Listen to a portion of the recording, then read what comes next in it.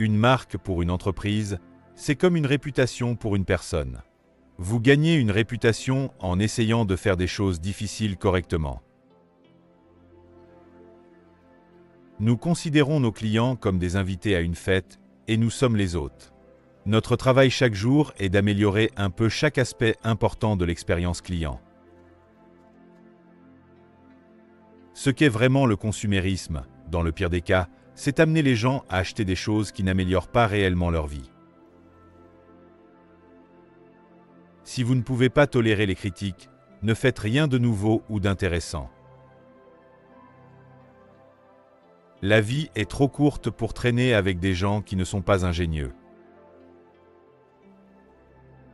Ce qui est dangereux, c'est de ne pas évoluer. Ce n'est pas une expérience si vous savez que cela va marcher.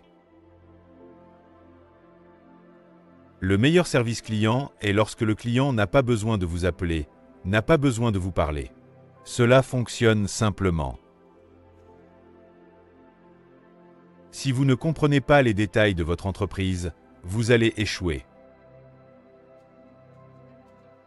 Il y aura toujours de la sérendipité dans la découverte.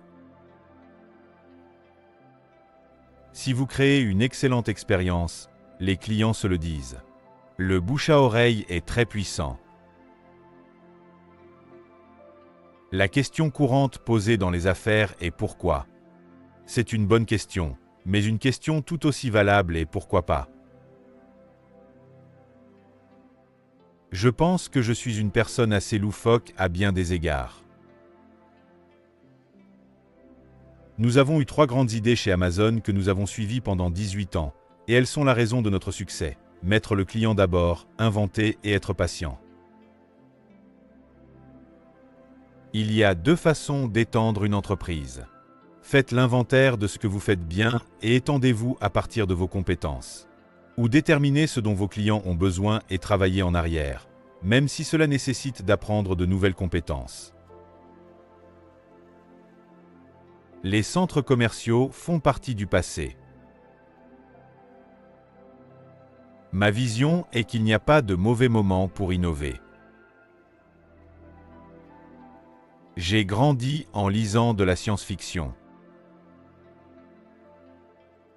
Des millions de personnes ont été inspirées par le programme Apollo. J'avais 5 ans quand j'ai regardé le déroulement de l'Apollo 11 à la télévision, et sans aucun doute, cela a grandement contribué à mes passions pour la science, l'ingénierie et l'exploration. Le système solaire peut accueillir 1 trillion d'humains. Et alors, nous aurions 1000 Mozart et 1000 Einstein. Ce que je trouve très démobilisant, c'est le genre d'argument du plan B. Quand la Terre sera détruite, vous voudrez être ailleurs. Cela ne fonctionne pas pour moi. Nous avons envoyé des sondes robotiques maintenant partout dans le système solaire, et celle-ci est la meilleure. Les gens visiteront Mars, ils s'installeront sur Mars, et nous devrions le faire parce que c'est cool. Je suis sceptique à l'égard de toute mission qui a des annonceurs au centre. La chose qui m'offense le plus, c'est quand je passe devant une banque et que je vois des annonces essayant de convaincre les gens de prendre des 2e hypothèques sur leur maison pour partir en vacances. Cela frôle le mal. Vous ne rendrez pas Hemingway meilleur en ajoutant des animations.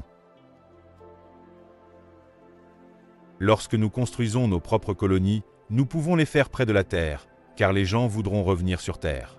Très peu de personnes, en tout cas pendant longtemps, voudront abandonner la Terre complètement. Je ne connais pas toutes les étapes futures, mais j'en connais une. Nous devons construire un véhicule de lancement réutilisable, peu coûteux et hautement opérationnel. Peu importe le chemin que nous prenons, cela doit inclure cette porte, et c'est pourquoi c'est la mission de Blue Origin.